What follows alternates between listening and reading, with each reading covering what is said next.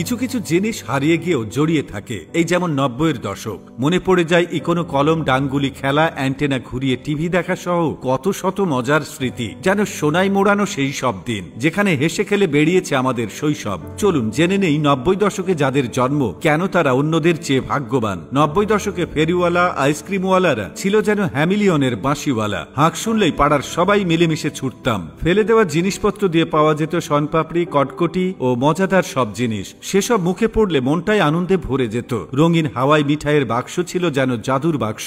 মুঠো ভরে মুখে নিতেই হাওয়া, চোখ বুজে স্বাদ নিতাম। 1 টাকায় 4টা লজেন্স, বেলা বিস্কুটের কথাই বা ভুলি কি করে। খেতে খেতেই স্কুলে যেতাম। এছাড়া মুনমুনি, নানা রঙের সাদ্দামের গুলি, আলু ভরা সিঙ্গাড়া, চালতার আচার, হরেক রকমের খাবার জাগিয়ে রেখেছিল 90-এর দশক, যা আজকালকার বার্গার স্যান্ডউইচকে হার মানায়। 90-এর দশক নিয়ে বলবো আর লেজ ফিতার কথা হবে না, তাই কি হয়? পাড়ায় ঢুকতেই হুড়োহুড়ি লেগে যেত মেয়েদের মধ্যে। চুড়ি, মালা, চুলের ফিতা, চুলের ক্লিপ সহ হরেক রকম প্রসাধনী, এক বাক্সে মন ভালো করার সকল উপাদান। 2 থেকে 10 টাকাতে মিলত সেই সব। তাই নিয়ে আমাদের মা চাচিদের আনন্দ ছিল দেখার মতো। 90 দশকে কয়েক পাড়া মিলে একটি টিভি থাকতো। সেই টিভিতে দেখা যেত একটা মাত্র চ্যানেল। বিটিভিতে বাংলা সিনেমা হতো কেবল শুক্রবারে। বিকেল 3টায় সিনেমা শুরু হলেও সকাল থেকে থাকতো ঈদের আমেজ। টিভিওয়ালার বাড়িতে গিয়ে আগে ভাগে জায়গা রেখে আসতাম। আজকাল আতিফ আসলামের কনসার্ট দেখতেও বোধহয় মানুষের এত উত্তেজনা কাজ করে না। সিনেমা পরিষ্কার না এলে ঘরের চালে চড়ে অ্যান্টেনা ঘোরানো হতো। আর আলিফ লাইলার সেই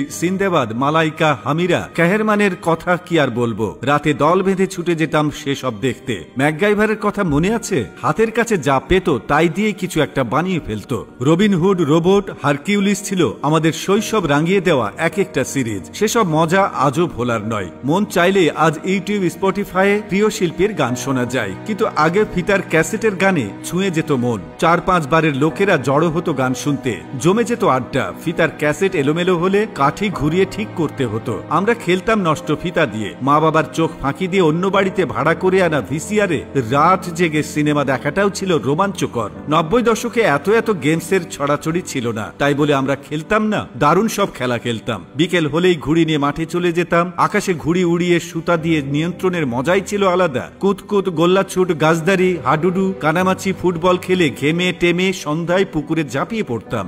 আরো ছিল সাতচরা, ডাঙ্গুলি, বিয়ারিং ও সুপারি পাতার গাড়ি।